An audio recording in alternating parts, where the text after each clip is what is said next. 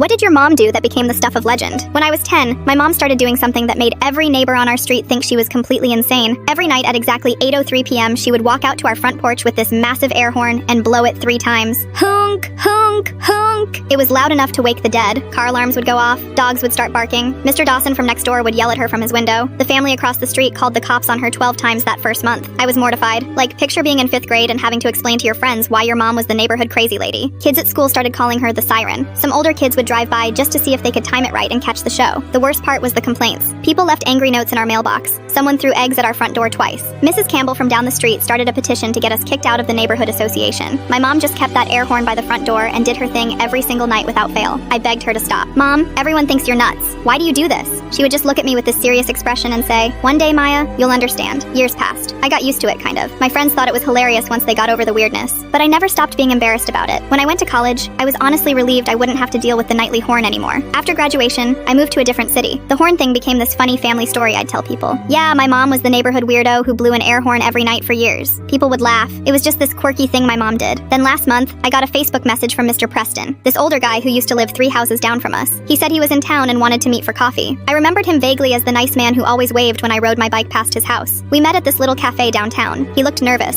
kept fidgeting with his coffee cup. Finally, he said, "Maya, I need to tell you something about your mom's air horn. Something you should know." My stomach dropped. I thought he was going to tell me about some legal trouble or complaints I didn't know about. Instead, he told me about this guy. Back when I was 9, there was this man in a beat-up blue van who would cruise through our neighborhood every few nights. Real slow, like he was looking for something. Mr. Preston noticed him because the guy would always drive past around the same time, right when kids were still outside playing. One evening in October, Mr. Preston was taking out his trash when he saw the van parked at the end of our street. The man had gotten out and was talking to my best friend Katie, who was walking home from another friend's house. He was offering her candy, trying to get her to come closer to the van. Mr. Preston was about to run over and intervene when my mom came charging out of our house with that air horn. She'd seen everything from our kitchen window. Instead of just calling for help, she ran straight toward the van, blasting that horn as loud as she could. The guy panicked. He jumped back in his van and sped off so fast he left tire marks. Katie ran home crying, but she was safe. The police came. They told my mom that same van had been spotted in 2 other neighborhoods where kids had gone missing. The man was a suspect in multiple child abduction cases. They never caught him, but he never came back to our street either. Mr. Preston said my mom couldn't sleep for days after that. She kept thinking about what could have happened to Katie, to me, to any of the kids on our street, so she made herself a promise. Every night at 8:03 p.m., the exact time that creep had been prowling around, she would blow that horn 3 times. It was her way of sending a message to him, or anyone else like him, that might be watching our neighborhood. The message was simple. "I'm here, I'm watching, I see you." The neighbors never knew. My mom never told anyone the real reason, not even my dad. She just let everyone think she was the crazy lady with the air horn. She let them complain and call the cops and throw eggs at our door. She protected that secret for 15 years. Mr. Preston said he only found out because he'd been watching that night it happened. He'd wanted to tell me for years, but he respected my mom's decision to keep it quiet. When he heard she'd passed away last spring, he felt like I deserved to know the truth.